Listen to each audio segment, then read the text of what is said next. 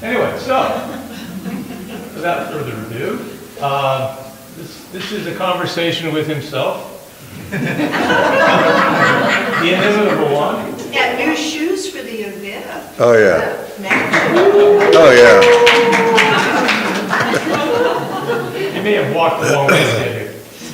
Anyway, Peter, for those one or two people in the audience who has not encountered him, is of course an actor. You've seen him on trotting the local boards. He's an artist.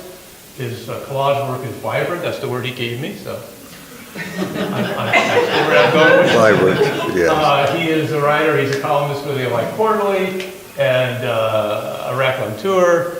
And for almost the better part of half a century, he's been plying his trade as a screenwriter in Hollywood. But today, we're talking about the time before that. This is Peter's early years in the when he was present at the creation of the British Satire Boom. Now, if anyone, and I'm sure you've all carefully read my story in the Ojai Quarterly. Yes. Those of you who hadn't, if you want, this is a conversation, verbal, old-fashioned. But if you want to see pictures of Peter with Peter Cook doing at Cambridge, Dudley Moore, photographed by Anthony Armstrong Jones, future Lord Snowden, all that stuff is in here, and it'll only be around for another 2 weeks. Am I right, Fred? So go snap them up if you want to see the visual evidence, because we're not showing you that tonight. Well, actually, I have about 6 of them here, so don't write. You can come up and grab one afterwards.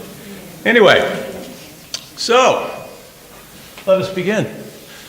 Peter, I thought we agreed you would enter hopping on one leg. No, we didn't agree to that. We didn't? That didn't? No. Oh, well. Nonetheless, here you are. And I believe you had A couple of things I a couple wanted of things to say. you wanted to get off your yes. Yeah. The two things are why I wanted to study English and the enthusiasm that I developed for the English centered around my English teacher, Brian Holbeach, who was an alcoholic and drank vast quantities of red wine, and he wore a black gown, hair parted in the middle, and would come stumbling into class at 9 o'clock in the morning holding onto the wall, and then he would get up onto a dais, and from the dais he had in his hand a small dagger and a copy of Othello, and he got up onto the dais, then he got from the dais one step further higher to a lectern, and then once he'd reached the lectern, he turned with his left foot and put it up on top of everything. And down below him to the right was a globe in one of those clusters, mahogany type things, big, huge globe. And it was from this very precarious position that he started to deliver the final speech of Othello after he has killed Desdemona. And the speech goes something along the lines of, when you these deeds relate, speak of one who loved not wisely but too well, blah, blah, blah, blah, blah, and say at once that I grabbed this turbaned Turk and took him by the throat, the uncircumcised dog, and smote him thus. And he did this with his little dagger. That's what Brian should have said. What Brian actually said was, I took him by the throat and circumcised the dog, smiting him thus. Okay, so we're all in the classroom, but we're all 14 years old, and a number of things happen at once. One of the things is that half the class collapses trying to figure out how you circumcise a man by stabbing him through the chest. And the other half is reacting to the fact that Holbeach has tipped sideways into this globe, which explodes. And so they're all running forward to help him out and all the rest of it, and he gets up completely unhurt, spitting out bits of Brazil and Antarctica and so on. That's the reason why I became enamored of English and wanted to study Shakespeare and Keats.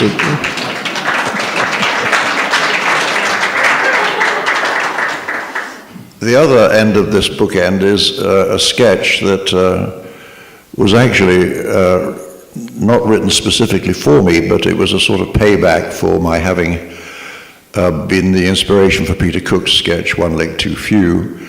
And this is a sketch where I am led out by carrying a huge book, and I'm positioned in front of a bright light, and I then begin. Good evening. I am blind, and yet I am reading this message. I am reading it on the wonderful system known as Broil. I'm sorry, I'll just feel that again. I am reading it on the wonderful system known as Broil, which was invented by a min of the same nome. God knit, and the light goes out and I'm led off the stage. Anyway, those are my two anecdotes.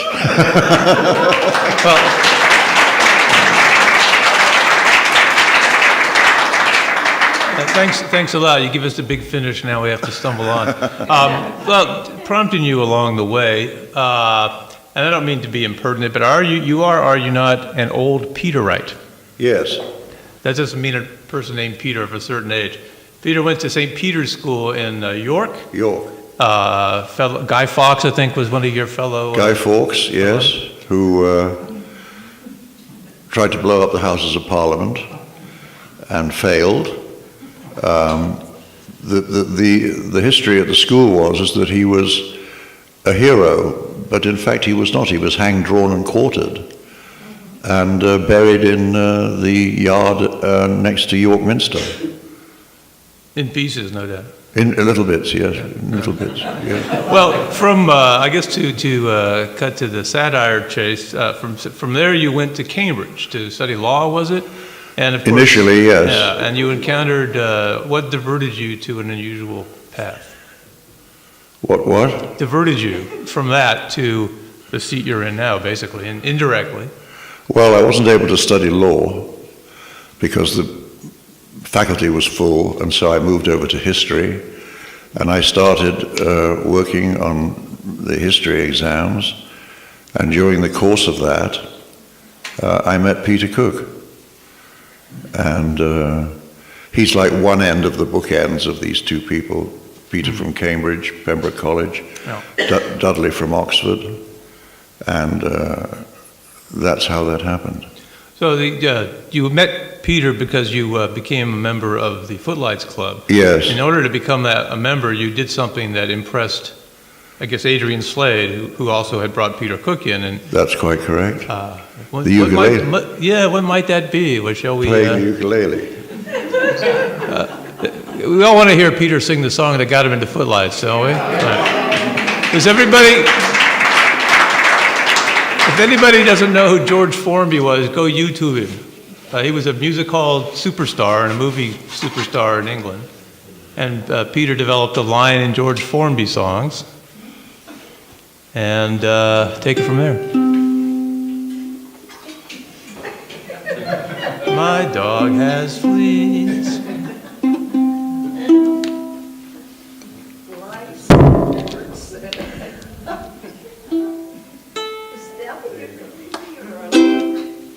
Ukulele, Paula. Okay. What's the matter with you? It's contagious. Okay, you want to hear this? I do, I'd love to hear it.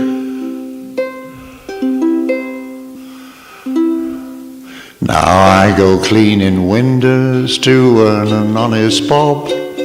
For a nosy Parker, it's an interesting job. Now it's a job that just suits me. A window cleaner you would be if you could see what I can see when I'm cleaning windows. In my profession I work hard, but I'll never stop. I'll climb this blinking ladder till I get right to the top. The blushing bride, she looks divine. The bridegroom, he is doing fine. Rather have his job than mine. When I'm cleaning windows, a chambermaid, sweet names I call. It's a wonder I don't fall. My mind's not on my work at all. When I'm cleaning windows, I know a fella such a swell. He has a thirst that's plain to tell. Seen him drink his bath as well. When I'm cleaning windows, in my profession I work hard, but I'll never stop. I'll climb this blinking ladder till I get right to the top. Pyjamas lying side by side, ladies' nighties I have spied. I've often seen what goes inside when I'm cleaning windows.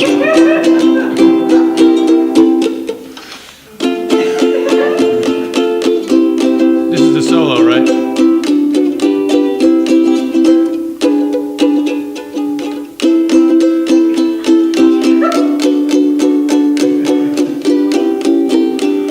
I know a fella such a swell, he has a thirst that's plain to tell. Seen him drink his bath as well when I'm cleaning windows.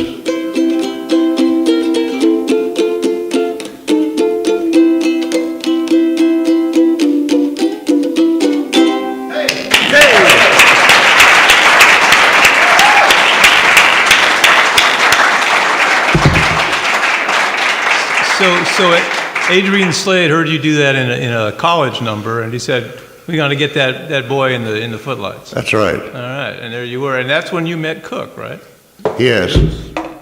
There goes your water. Yes, that's when I met Cook. And Dudley later. Well, how did you and Cook hit it off? Well, he came to the he was part of the Footlight show that I was in. Last Laugh, right? 1959. Last laugh. Well, at the smoking concert, we did One Leg Too Few. Now, how did that skit I come premiered about? One Leg Too Few. I know. How did it come about? Because he was in my room, and I was scratching the sole of my foot, and a beat or two passed, and then he said, "Now, Mr. Spigot, as I understand it, you are auditioning for the role of Tarzan." And he took it from there. Took it from there. So. Did I get a check? No, I did not get a No. check. Well, this just rolled out of him, right? People say he didn't have to work hard for it just came out of him. Well, John Cleese says that. He says that he and Graham Chapman take a whole day to write a sketch, and Cook can write a 3.5-minute sketch in 3.5 minutes. What was it about him, do you think, that made it? Well, I don't know. I mean, in some respects, he felt that it was a tragedy, or his wife, Wendy, did, that he was actually trapped by the characters that he had created, all the voices that he had created, so that he'd reached a point where he didn't really know who he was. And the only way that he could get any coherence at all out of what he was by continuing to perform these sketches. Which he did until the end, I suppose. Until he died of cirrhosis of the liver. Only 57. Well, we're at the sad end, but we're still in the happy beginning. Oh, good. So let's set up the satire boom. So it's late 50s in England, and this is post-Suez. I mean, what set up the circumstance that led to this explosion of satire that you were sort of present at the creation for? Well, I don't know. I think it had a lot to do with Macmillan. Harold Macmillan. Harold Prime Macmillan. Minister. You know, because Macmillan was this sort of, Peter and Jonathan and Dudley and Alan Bennett never ever really thought that they were doing something called satire. They were just simply reacting to the social conditions that prevailed at that particular time. One of which was Macmillan, who was Prime Minister and had a particular way of speaking. And Macmillan's principal speech was turned into a sketch by Peter and done in Beyond the Fringe. And Macmillan came and saw the show and loved it.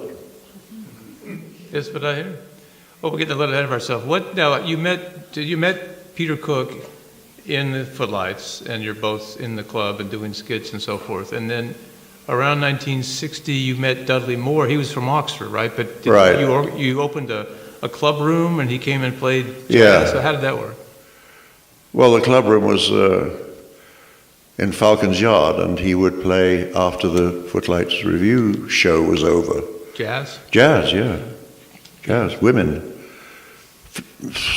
Women? Crowds of women. Oh, Cuddly Dudley. I wanted it to be him. I wanted to be that person. Yeah. And have all these women, busty substances available to me. How did that work out? Not well. Oh. I mean, I have a busty substance right here, but Well, indeed. Well, all right. So now you've met Dudley. You weren't probably as close to him yet, right? He's playing the piano. right. And this is 1960. So some impresario puts together Cook and Moore and Jonathan Miller and John Bassett. Oh, that was the impresario. Yeah. And Alan Bentley was the other one. So two Cambridge, two Oxford, and they go up to the Edinburgh Fringe Festival. Right. And what happened? They were an instant hit. Yeah. All the critics rushed out of Edinburgh back down to London and wrote rave reviews of the show. And within 5 seconds, the thing was running in London. Just like that. And has anyone, I think someone's here who saw it in New York. Diana. Anyone was, any London veterans here in the early 60s? You never know. Well, other than Sarah. Did you see Beyond the Fringe at the Fortune Theater? I was actually too young. Oh, of course you were. You were a million Well, years old. some people's parents drag them to the theater when they're too young. So it could have happened. But anyway, never mind that. Shall I play? You want me to play my other tune? Yeah, you have only one more? Yes, let's have it. You want it now? Yes. You can do another one later, the same one. I'm a-leaning on the lamp. Oh, you may think I look a tramp, or you may think I'm hanging round to steal a car. But no, I'm not a crook, and if you think that's what I look, I'll tell you why I'm here and what my motives are. I'm a-leaning on a lamppost at the corner of the street. Certain little lady walks by. Oh me, oh my, I hope that little lady walks by. I don't know if she'll get away, she doesn't always get away. Anyhow, I know that she'll try. Oh me, oh my, I hope that little lady comes by. There's no other girl I would pray for, but this girl I'd wait any date for. You don't have to ask what she's late for. She wouldn't leave me flat, she's not a girl like that. Oh, she's absolutely wonderful and marvelous and beautiful. Anyone can understand why. I'm a-leaning on a lamppost at the corner of the street. A certain little lady, a certain little lady, a certain little lady comes by. A certain little lady comes by.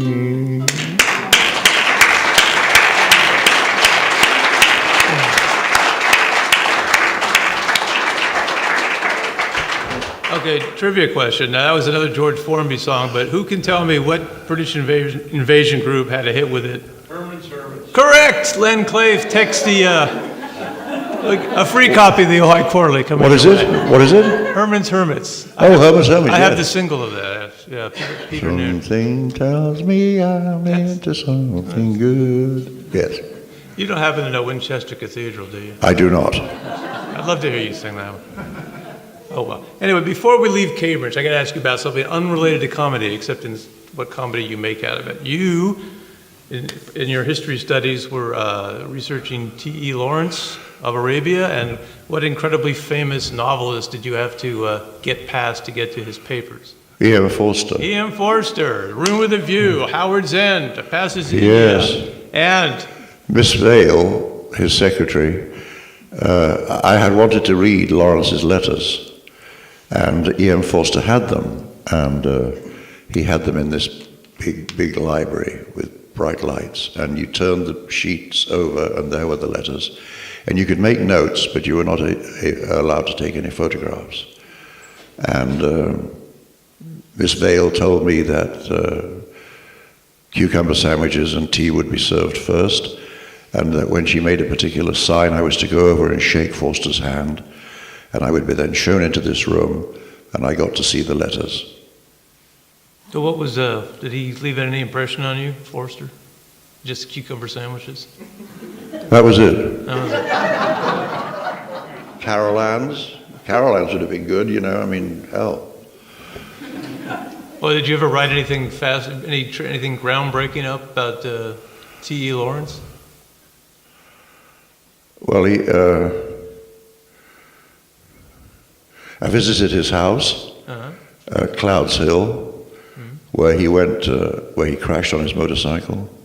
Oh, yeah. Although Alan Bennett used to do a sketch where he thought he had visited Lawrence's house, but realized that he was at the wrong house, that it was at the house next door that he was supposed to have gone. Anyway, I did that. It sounds like you, from what you've told me, you kind of did less history and more Footlights stuff. Yeah. In fact, just happen to have a visual aid here. Graham Chapman of Monty Python in his Python autobiography, they did the collective one, and he writes about, he was a couple years younger, and Peter was president of the Footlights, right, your senior year. And so Chapman writes, he says he and John Cleese, who were young and trying to get into the Footlights, so they invited you and David Frost, who was apparently the secretary of the club. Yeah, we'll get to that. And Chapman says, we gave them gallons of claret, didn't start until they'd had drunk at least a bottle each, and we got the invitation. And then, so thus Chapman and Cleese got in the Footlights and so forth. So what was it? What was your thing with David Frost? Well, he was a crook. Do tell.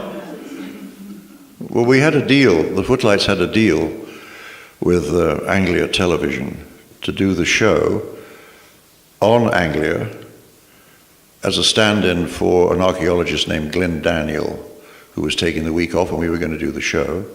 And David set it all up and all the rest of it, but he collected fees. He collected checks from everybody and kept all the money. And so the senior treasurer of the Footlights, whose name just escapes me, called a meeting and said, this is not right. Got all the money together, paid David Frost a fee, a nominal fee, and dispersed the rest of the money to the people who were performing the show. That was basically what it was. And he never owned up to it? Or? No, he never. I mean, David Frost is the kind of guy who, when he was appearing at the Allegro Club in London, was introduced, prompted by him as one of the authors of Beyond the Fringe. And when somebody called him on it, when he came out of it, he said, well, I didn't hear that, I was in the lavatory. And didn't he take a lot of Cook's material? Yeah. Yeah. And Peter didn't seem to mind, although, if I had that whole period of time in Connecticut to live over, where David nearly drowned, I think I would have left him to it. Yeah, Peter. Yeah. There's one regret in life, saving David Frost. Yeah. Well, it's moving on from Cambridge. You went up to London, I guess. You go up to London, to Cambridge. You go up to London. Never higher. Okay. Yes.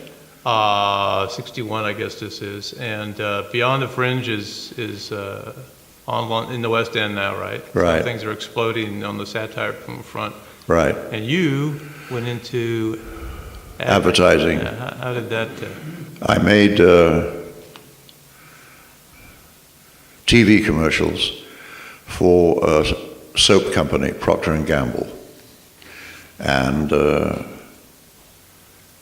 I made these commercials, these television commercials, and I took them in cassettes or whatever, up to Newcastle and handed them over. And there was a guy there in a white coat who was working on something on a bench. I said, what are you doing?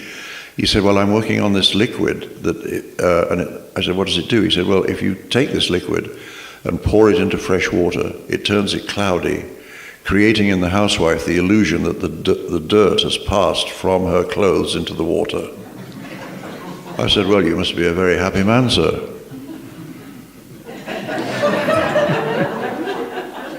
Yeah. Now this is the Mad Men era, and you were making good money. Were you loving it? Or Yes, what? I was making very good money. Oh. And I was living then in Battersea, in the apartment that Peter and I and Peter's wife Wendy shared when he went off to the United States to do Beyond the Fringe. Because they took it to Broadway. They took it to Broadway. 62, I guess. Yeah. That's right. And I got a call late one night saying, the show in London is moving to Chicago, and we're putting another show on up in New York. How about it? Are you up for it? I said, yeah. And I called my father, who was at that time in Belfast, Northern Ireland, who uttered the immortal words, "Have you taken leave of your senses?" Do everything that your father suggests in reverse, and it's a dream, it's a dream come true. That's why I went wrong. No offense, Dad. Well, let's back up just a tad, because now when you made this, when you left soap selling behind, it was to join the establishment in London first, right? Now, people don't necessarily know about this, but so Cook he's got a hit in Beyond the Fringe, and he also establishes the Establishment Club in Soho. Yes, he does. And was that, talk about that scene, that was sort of the it place to be in London, right? Absolutely. On Greek Street. Absolutely. And Traffic jams every night down Greek Street. yeah. And then they opened a similar club in New York, the Strollers Theatre Club. Which is the one they brought you out to. That's right. At 53rd and 3rd. Well, when he before that, when he asked you if you wanted to join the London club and you had to leave, but you left, did you think for more than half a second? No. No, it's like a shot. I'm gone. You're like 24, right? You're making good money. Yeah. The hell with that. Yeah. Showbiz. Yeah. Right. So there you are on Greek Street, and all of London, swinging London. Is I have my what do we call it, green card with my picture on it. I look like a ferret. Not a badger? Or a badger. I look like a ferret. And I've still got it. It still applies. It's my American passport. I mean, I have an EU passport, but this is also a passport as well. You never naturalized? No. No? Oh, No. after all these years. The woman I married to naturalized, but I have not naturalized. Thank God. Well, before you go to New York, you had an interesting adventure, which I'm determined to prompt you to tell us about, and that involved Lenny Bruce. Oh, yeah. Well, Nick Luard, who was the co-owner of the establishment, was informed while he was in some apartment in Mexico City that the finances at the establishment were not working out and that he was going to close the club. But that at the same time, he founded this magazine called Scene, a whole scene going, Scene magazine. And attempts were being made in those years to get Lenny Bruce over to the United Kingdom. And the only way that it was possible to do it was to have him fly into Dublin, get in a limousine, cross the border, and then go to Nuts Corner Airport, Belfast, and take a local plane in from there to London. And I was sent out there by Nick to meet Lenny, who was a darling. He actually, on Good Friday, he had some trousers that were way, way too long. And he said, no, I have to get these fixed. I need to get these. And I said, it's Good Friday. We're in Dublin, Ireland. Hello? He came back an hour later with the trousers done. And I never ever figured out how he did that. And whenever anybody was called to the room with a teaspoon, he always gave them £6 or £7. I mean, he was a very generous guy, lovely man. Lenny Schneider. So you found him lovely person. I mean, he's a little bit different on stage, I guess. Yes. Well, he's more radical. Yeah. Indeed. Well, this escapade made international news. Here's a quote from the New York Times. Mr. Bruce was met in Dublin yesterday by Peter Bellwood, a writer and performer at the establishment. Early today, they hired a car and drove across the border at Belfast. This is the New York Times. Yes, They're tracking you. Yes, yes. But then they got deported again, so it didn't work, right? Right. Yeah. And then 6 months later, you took your own plane to New York. That's right. And that was the rest is history. So now you're in New York, right? And you're in the establishment, which is a Peter Cook part of his empire. And he's in Beyond the Fringe, which Diana saw, right, on Broadway. And you guys, it's sort of the British quartets are taking over, it seems. I mean, what was that? How did you find New York as a? I love New York. Yeah. I wanted to move there and live there immediately. And I still feel that way. I'm happy to be here. Well, happy to have you. Well, you were hanging around. Now, Dudley Moore is still in Beyond the Fringe, and you got close to him at this point, right? Because you were hanging around with jazz guys like Paul Desmond. And yes, so forth. yes. What was some of the? What was the scene like in New York as you saw it? From Well, Paul always wanted to be. Paul, much to my amazement, always wanted to be a writer. Huh. He said the only thing that really concerned him was that he was having to waste time doing this dribble saxophone stuff. This is the guy in the Dave Brubeck quartet.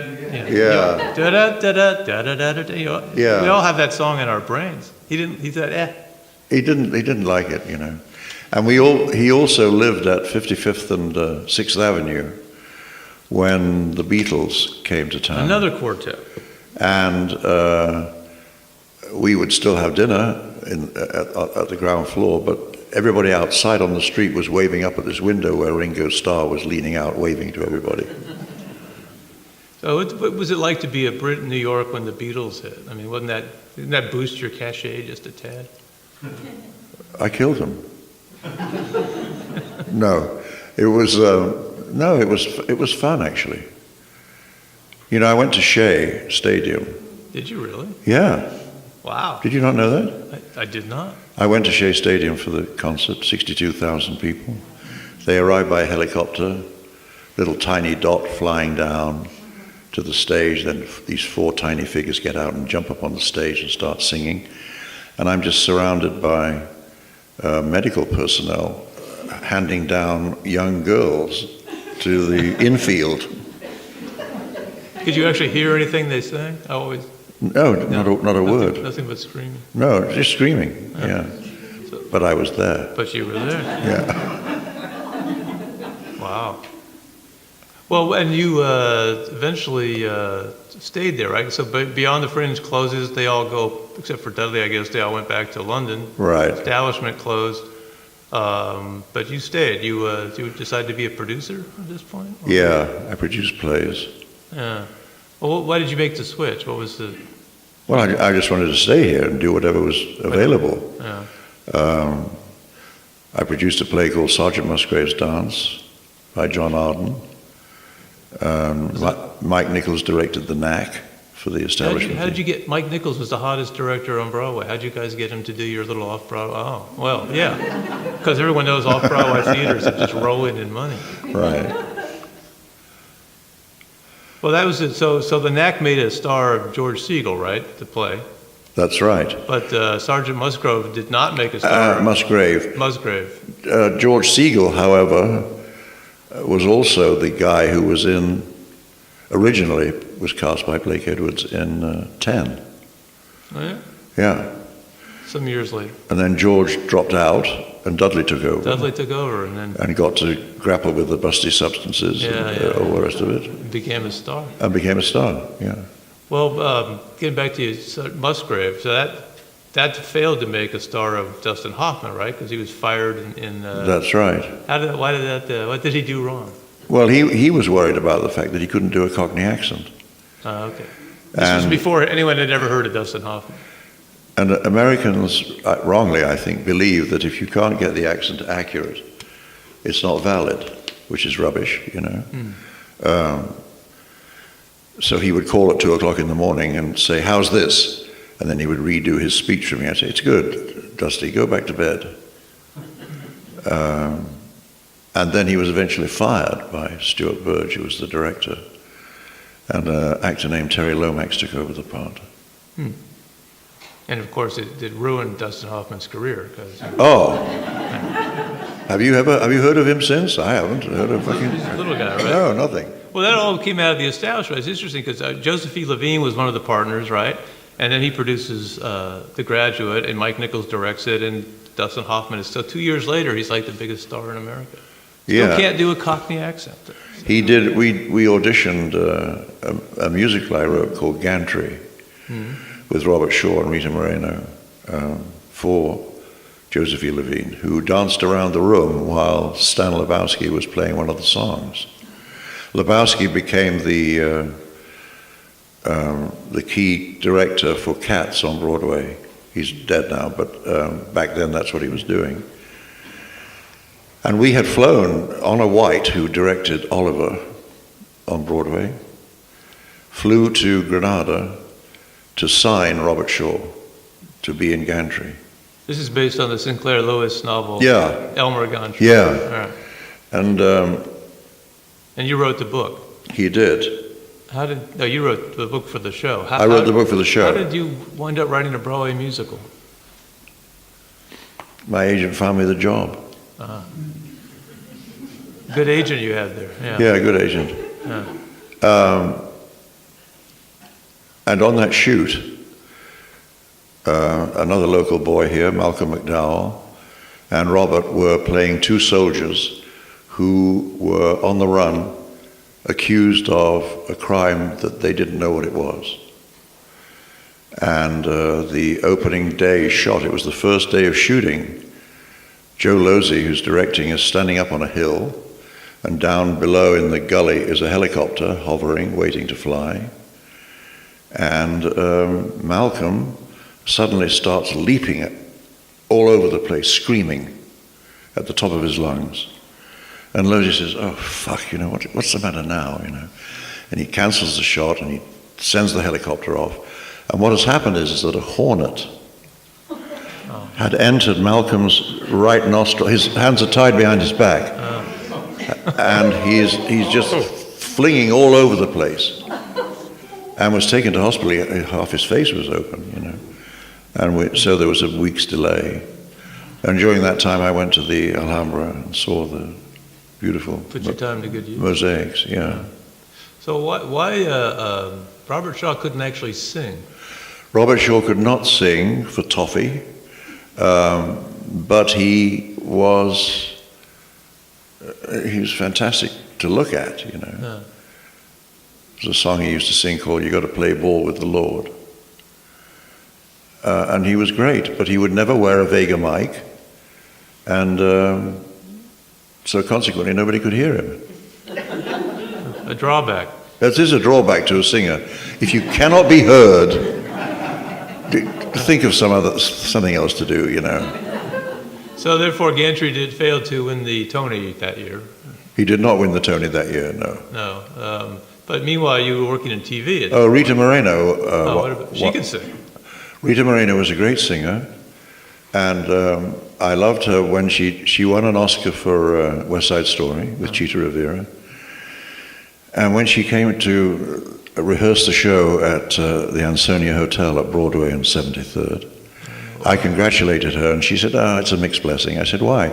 She said, well, because the only scripts that I'm getting these days are scripts in which I have to say the line, "Your people have stolen my gold." So I said, well, that is a bit of a drawback. I hope Gantry does more for you. It didn't. But, alas. Yeah. So she was the Amy Semple McPherson character. Yeah. Well, Sister Sharon. Yeah, well, she's done all right. Yeah, she's done all right. So did Shaw, as far as that goes. All right, so Gantry did not win the Tonys and sweep you off to a career as a Broadway writer, but meanwhile you were writing this Anne Bancroft TV special, right? How did that? Anne Bancroft. Annie Bancroft. Annie, the women in the life of a man. Right, and that was on TV like 4 days after Gantry opened. Yes. Right? So it was all happening. Or as we call it, closed. Close. Well. Yes, it all happened on St. Valentine's Day, 1970. But as Peter points out, 4 weeks of previews first. Yeah. So, And we had strongly advised Joe Cates, the producer, who was walking around on opening night at the George Abbott Theatre, saying, we can't afford a half hit. We can't afford a half hit. And I said, it'll be all right, Joe, just relax. Anyway, a week later, they were knocking down the George Abbott Theatre. oh my God, that's what you call a bomb. George Abbott was 100 years old, and they were knocking down his theatre. Poor guy. And I said, Joe said, no, it's nothing to do with you, that this was scheduled anyway. I said, oh, fine, thanks. It's a bit of an overreaction. So did they ever put a poster over at Joe Allen? They always put posters of the shows that don't do so I well. think there was a poster of the show, yeah. Always Yeah. a proud moment when you Yeah. see your poster at the wall at Joe Allen. Yeah. Where you met your first wife, right? I mean, Joe Allen's, Joe yes. Allen, right? Pamela. And hanging around Sardi and all this. I mean, you're doing the whole... Well, Pamela was in Joe Allen's getting drunk, is what she was doing, and looking for some low-rent Yorkshire boy to marry. God knows that's why they queue up to get into Joe Allen to find the Yorkshire boys. Old Peterite, give me an old Peterite, they say. Old Peterite? From York. We'll let that one go by. We skipped one. Oh, before you turned your back on performing, one last tour. And this was going to be the establishment, the review, not the theater. And you went, so you agreed to do this. This is 65, and they needed a fourth, and they found John Cleese. Right. And let me quote from Cleese's autobiography, came out a couple of years ago, and he put in there, let's see, okay, he put in there that he had just given up on show business, all right? He had come over in part of the Satire Boom, the Cambridge Circus, I think they called it. It was a Beyond the Fringe kind of thing. Yeah. And it opened and closed on Broadway, and he did a show, and then he tried to be a writer at Newsweek. Wasn't working out, so he writes, he was going to become an ad man or a banker. He was turning his back on show business, to heck with this. But then this producer said, hey, I got a fourth slot. And he says, Cleese says, well, he's going to tell him no. They're having lunch. And he found out who was going to be in the cast. He says, quote, the group of four included Peter Bellwood, who had been president of the Footlights in my first year at Cambridge and who was an immensely likable and amusing fellow. I knew it would be a pleasure to work with him, so I said yes over the coffee and agreed to start rehearsing the very next day. Well, I can't fault him on any of that. Well, the interesting point is because you are a charming, immensely charming fellow, John Cleese changed his mind about giving up performing and went on to do all the things you've... His whole fucking career is dependent upon me. I mean, He wrote it in his autobiography. Does he send you a postcard of it? So, that reminds me. Okay, so you and Cleese are doing the establishment. It's in Chicago. It's in Hyde Park. Some interesting thing happened there that you might recall, involving a novelist who later won the Nobel Prize. oh, Saul Bellow. Yeah. Let's have that one. Yeah, I just read Henderson the Rain King. And the stage manager came back to me in my dressing room and said, there's a guy here who'd like to shake your hand. I said, okay, show him in. And in comes this guy, and I said, who are you? He said, Saul Bellow. I said, well, why are you here? He said, well, I heard you guys are funny, and I just wanted to shake your hand. I said, fine, get out. And then later on, after the show, the stage manager came back and said, that guy is here again. I said, okay, send him in. And Saul shook each of our hands and said, you guys are funny. That's the Saul Bellow story. It's a darn good one, too. What? It's a darn good Saul Bellow story. Yeah. Right. Henderson the Rain King. Or was it Herzog? Herzog. I want to read Mr. Samuel's Planet. Have you ever read that? Never read that one. Right. Yeah. Well, now, tonight, I'll be working on it. Okay, so at this point, 60, the success of Annie, the Anne Bancroft TV special, which you co-wrote, which you won an Emmy for. Thank you very much. By the way, do you ever get your replacement Emmy? No, He burnt it. I have the base. I know, but If I send them $75 to New York, they'll send me a can we new take statue. a collection here? $5 a piece, come on. Well, I want Lucy to have it, my daughter Lucy. Well, yeah, you should get one. I will. All right. I mean, I'm not going to do it now, Well, but I will eventually. Well, we'll have you back when you have it. Okay, fine. And when you've learned 2 more songs on the ukulele. Right. So this is the point at which the Satire Boom story is kind of going to end, because you then flew off to Hollywood, 70, 71. Right. And you've been screenwriting ever since. I mean, Right. did you ever, of course, when you eventually came to Ojai, you started performing again. I mean, had you missed it? I mean, what was the... Mr. What? Performing. I mean, you came here, now you act, you sing, you play Well, the ukulele in the museums. I mean, you stopped performing for years. How I don't come? miss any of it. Yeah. I love it all. But you gave up performing for some period of time, in years I can tell, or no? When you, from the late 60s until you moved to Ojai, were you ever acting, doing comedy? No. No. Thank you. Aha! Why? Why were you not doing that stuff for so long, Mr. Bellwood? Well, I don't know.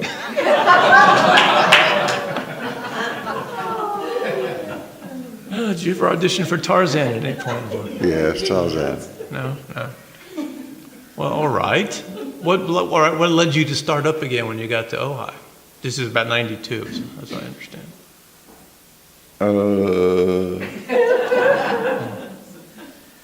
These are hard questions. There were other things going on. There was stuff going on where I could act. Oh, okay. Oh, the library. Yes, the shorts at the library. Ojai Shorts, yeah. Thank you, Paul. Carol. Jump in. I'm poking you here. I'm Pete. What short? Yes. I'm Peter. Yes, an old Peter. You're right. Mark. What? That's Paula there, and Sarah.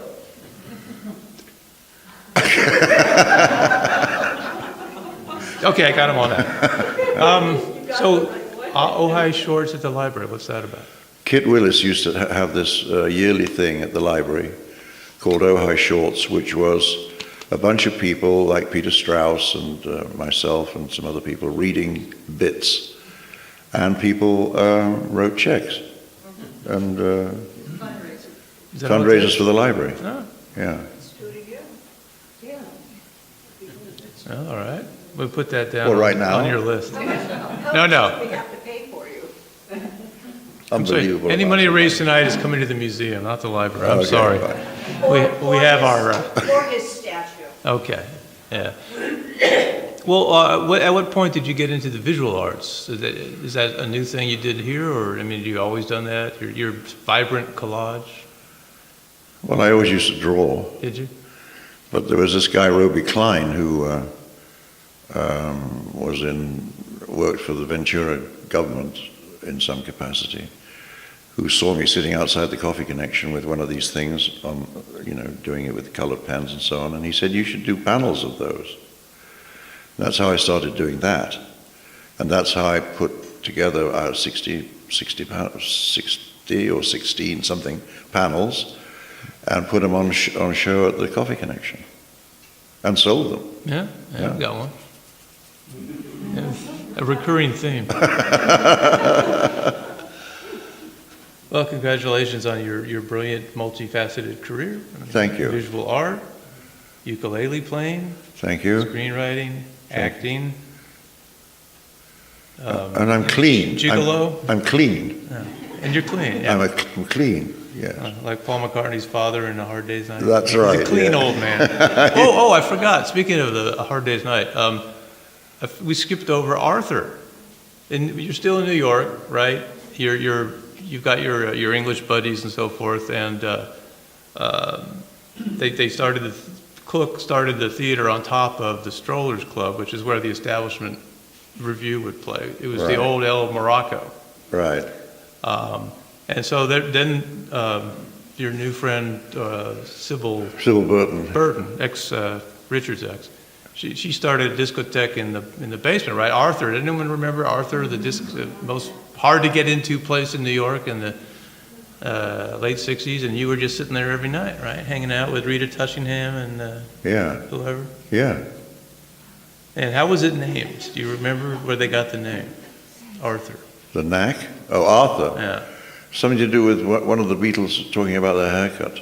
Mike Nichols, you told me, he came up with the name. It was in the Hard Day's Night when the reporter says to George or something, what do you call that hairstyle? And he says, Arthur. Arthur. Yeah. I myself never was admitted into Arthur. I was Oh, I'm a little sorry. too young. I know. I got over it. Anyway, I think we've actually kind of run out of the stories that I was going to ask you about, so you're going to have to play the ukulele again. You know anything else? No, Oh, come on. You know 2 songs? that's it. That's it. How about Tiptoe Through the Tulips?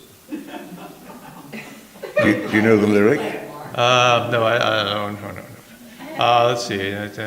No, I actually don't remember the lyrics. Okay. Okay. You sure you don't know Winchester Cathedral? No, I don't know come Winchester on. Cathedral.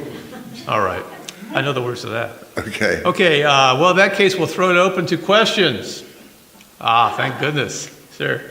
Peter, what do you do for satire? What sources of satire do you find these days to amuse you? Politicians. Politicians are an easy mark. And, extreme showbiz characters are also an easy mark. That about covers it, I think. I mean, do you enjoy like Saturday Night Live? Do you watch that kind Yeah, I love Saturday Night Live. Huh? Yeah. I love Steve Martin. I love the Festrunk brothers. What's her name? Yeah, you know the Festrunk brothers, for God's sake. Dan Aykroyd and Bill and Steve Martin. Oh, the Blues Brothers. The Blues Brothers. No. Oh, the Czech brothers? Yes. Who like big American breasts? They like foxes, as I recall. Yes, yes. Wild and crazy guy. That's right. Yes. Yes, They big American breasts. They like That was interfering funny. with our bulges. Yeah. Oh, of course, the Festrunk brothers. JB. I feel like we alighted over a great deal of your career. Did you, by any chance, happen to write any iconic screenplays that became everlasting franchises in the popular imagination? Highlander? Highlander! Also, Highlander 2, but don't ever look at that. Don't ever watch that. I thought that was you who wrote that. I just wanted Yes, I wrote that. Is it a coincidence that you, in fact, drive a Highlander? Yes, it is. Actually, I'm going to refurbish the Highlander. I told Sarah this at some point down the line when buckets full of money come in, and recarpet it and redo the whole of the inside and give it to Lucy, my daughter Lucy, who can bask in the glow of having her father's car, which he bought when Highlander was originally in release. That's nice, isn't it? Very nice. What? It's lovely. Yeah, but that's details. Details. Yeah, none of this accuracy stuff. So speaking of legendary screenplays, your next one is Monster Butler, right? With Malcolm? Next one is Monster Butler with Malcolm McDowell, Gary Oldman, Helen Mirren, Ray Winstone. Any names? Yeah. And this is apparently all set to go. Woohoo! Do I have big baskets full of money to shell out to everybody here? No, I do not. Well, we would expect that. Well, A check would be nice. yeah. Anyway, I've got everything crossed. It all looks very good. Now, this is based on a famous murder case? What was the deal? Yeah, it was an Anglo-Scottish serial killer named Archibald Thompson Hall, who took the name Ray Fontaine. And his modus operandi was to hire himself out to wealthy couples, rob them, and then leave, take the money. And his hero was Ronnie Biggs, who staged the Great Train Robbery in 1963. And Biggs had a deal with the Brazilian government whereby he could fly there and live there free for the rest of his days because there was no extradition treaty between England and the United Kingdom. And Roy, my guy, Roy Fontaine, was a hilarious character. I mean, he told great jokes and he had all these wonderful things going for him, but he was committing murder all the time. He murdered his the first couple where he rented himself out as a butler was on Sloane Square in London, and he had been led to believe that the woman of the house who was in hospital was coming back a day later than she actually did. And she was so surprised to see him standing there with one of his cohorts that she said, "Roy, what are you doing?" And he was so startled that he leapt on her with a cushion and smothered her to death. Accidental death, really. And he put her in the trunk of his car. He took her husband, who was on drugs, and put him in the car and drove north to Scotland and buried them by the side of the road. He then visited his bastard brother, whom he had always hated because his mother had fucked somebody to create him other than himself. So he shot him to death and buried him in the rocks of a stream. And then later on, he murdered.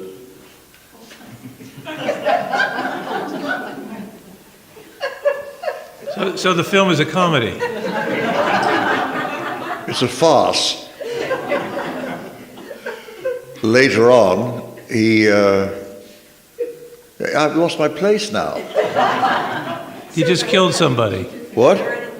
He killed. He killed the prostitute he killed the woman who was running the prostitution rings in Soho, which would be played by Helen Mirren, and threw her body into a stream. And meanwhile, his bastard brother is in the trunk of his car. He's going to fly away. On the morning that he's going to fly away, at Prestwick Airport, the cops open up the trunk of the car and find this body soaked, wrapped in a carpet. And he's arrested, and he's taken to jail and tried, and gets 4 life terms. What's an amazing little corollary to this is that when I started work on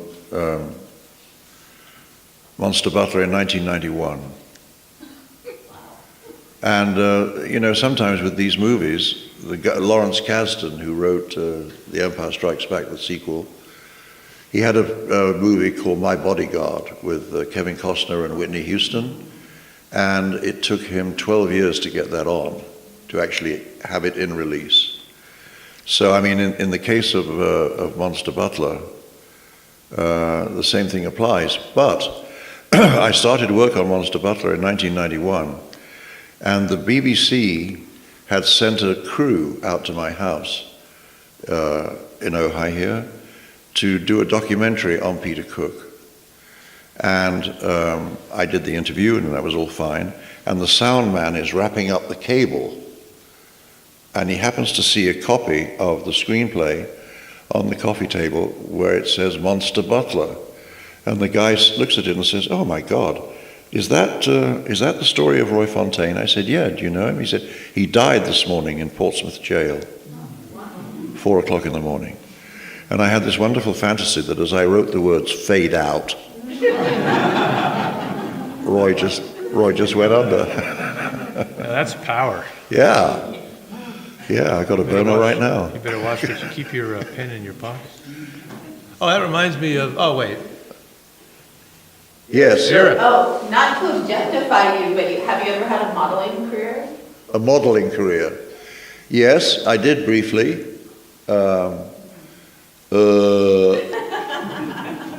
I did commercials in London. Oh yes, Cambridge, for a German photographer whose husband, Chadwick Hall, was responsible for getting the thing going and so on. And she took my photographs, and I'm standing on a punt on the River Cam in Cambridge with my pole. And what you're supposed to do with a pole is not let go of it. And I didn't, but the thing is that when the shoot was going on, I actually did, and I fell in the water, and I had to be completely reclothed. Anyway, that was that story. And that subsequently appeared in a German magazine, as well as Gentleman's Quarterly. As you falling into the drink? That was, Yeah. Of course. Yeah. I see why your modeling career continued. Paul? One of my favorite comedies is called The Bells of St. Trinians. Oh, it's Peter lovely. Cook, who wrote that, and was John Cleese in it, and who played all the multiple roles?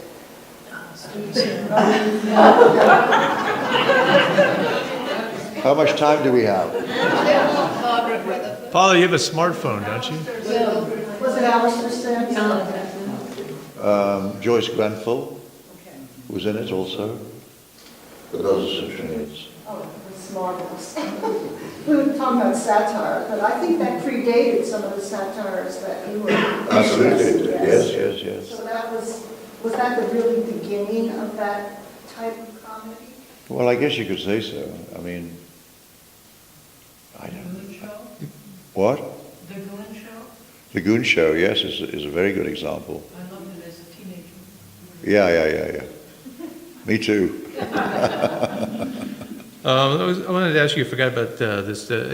When I was frenetically Googling your name, and in the New York Times, another New York Times item came up when you joined the New York establishment, the Peter Cook thing there, and they said, the next day in the New York Times, a new troupe, quote unquote, took over the establishment last night. Peter Bellwood does fine as a straight type who tells the sad tale of how heterosexuality brought his downfall.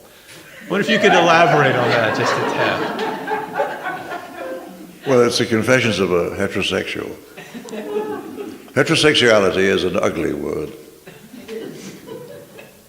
I can't remember the sketch. Apparently you wowed them I wowed them in with it. October 1963 when it was perhaps fresher in your mind. Yes. Yes. How about your short-lived modeling career of instant teeth? Of what? Remember that? Instant One teeth? day teeth? Oh, Oh, Peter Moy was a dentist in Brentwood, and he needed an example of somebody with rotten teeth. And guess what? No. My photograph was taken, and they do a circular, the camera moves in a circle, and as it reached a particular point in my jaw, it flared, so it was not possible to use it because there was some kind of filling in there that caused the camera to flare. So I killed that guy, and I do not have the $60,000. But he made a lot of money, that guy. You killed the guy. And your name is? What? You should check the trunk of your Highlander, perhaps. Michael. In your time in Hollywood as a screenwriter, what was your worst experience? Oh, God. How much time do we have? 20 minutes. My worst experience was working for two producers named Peter Davis and William Panzer on a movie called Steel. And actually, they lost a stuntman on that shoot. He jumped off a building and missed the mat and died. But the thing is that we didn't like being with these guys. They were, they weren't really so much into the excitement of it all and the thrill of it all as we were. And so we just moved away and did other things. The story about the time, I think you and Sarah went to Bora Bora with Dudley Moore. What was it? Oh, yeah. Dudley's third wife, Brogan Lane, because he was depressed decided that he would take himself and Brogan and Sarah and me and his agent, Lou Pitt, to Bora Bora. But Dudley never came out of his hut because he was too depressed. And this is the story, right? I assume so. What's the point of the story? To fascinate your audience with amusement. Well, we used to go out in the lagoon, and there's this rope that goes along the water, and you line up behind this rope, and these huge sharks suddenly would loom up and come right up into your face. They gave you chum to throw into the water. They never came over the rail. Yeah. It was amazing. Huh. Yeah, Dudley missed that. Well behaved because he was in touch. So you stayed pals with both Cook and Moore, and obviously Dudley became a movie star. Right. And Cook didn't. Now you think he told me he didn't admit it, but he would like to have been a movie star. He was jealous. Peter would like to have been a movie star. Well, the general consensus was that he would like to. Some people felt that Peter made this movie called The Rise and Rise of Michael Rimmer with Denholm Elliott. And he was also did Bedazzled, where he played the devil. Mm.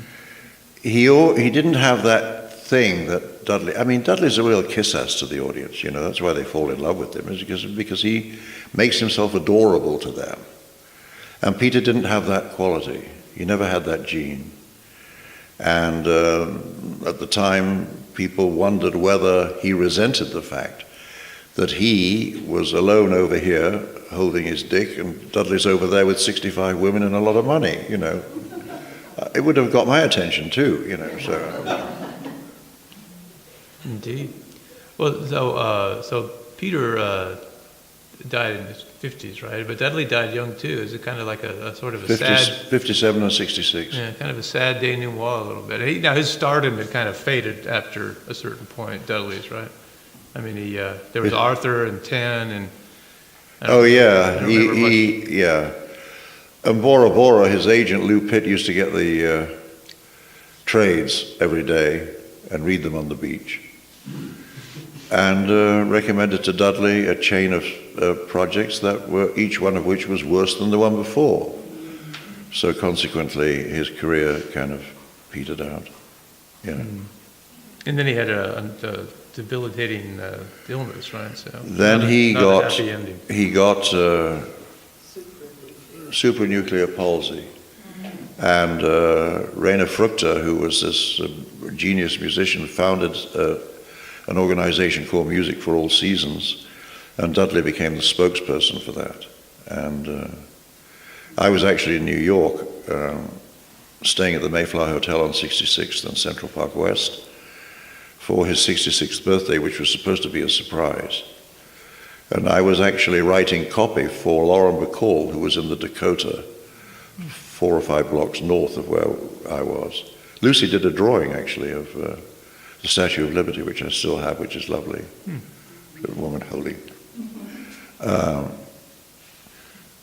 And Lauren Bacall kept complaining about the fact that I was late getting copy to her.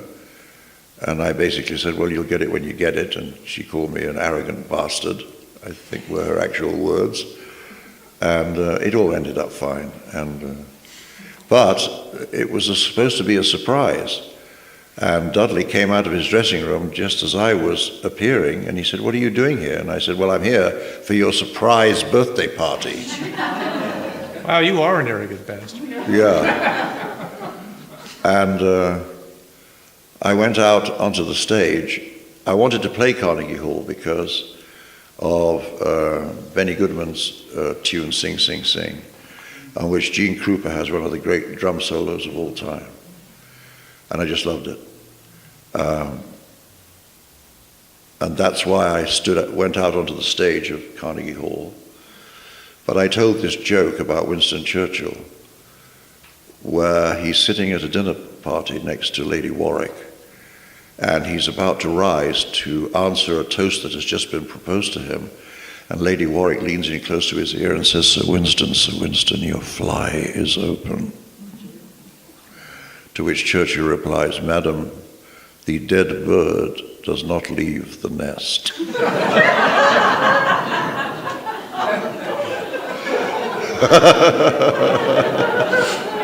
Churchill, man, he got it. And what did he say to Lady Astor? She said, if you were my husband, I'd put poison in your tea. Yeah, if I drink it, yes. If I was your husband, I'd drink it. Anybody else have any questions, Stuart? Going well, Peter. Thank you. Thank you very much. Love you, mean it sincerely. Thank you very much. Thank you, stage manager. What about your daughter? What about her?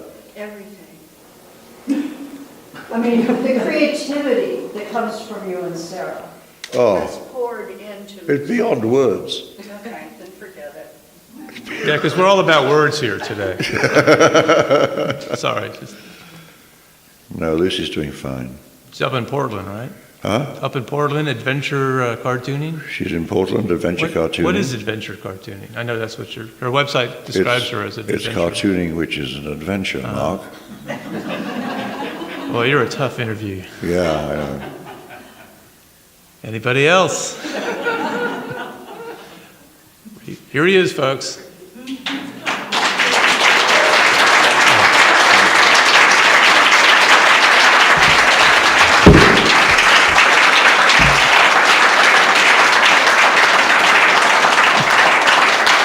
So unless you know it can do sing, sing, sing on the ukulele? No? I can't do sing, No. sing, sing on the ukulele. Not even Gene Krupa could do that. All right. Well, thank you so much for coming, and thanks, Peter, again.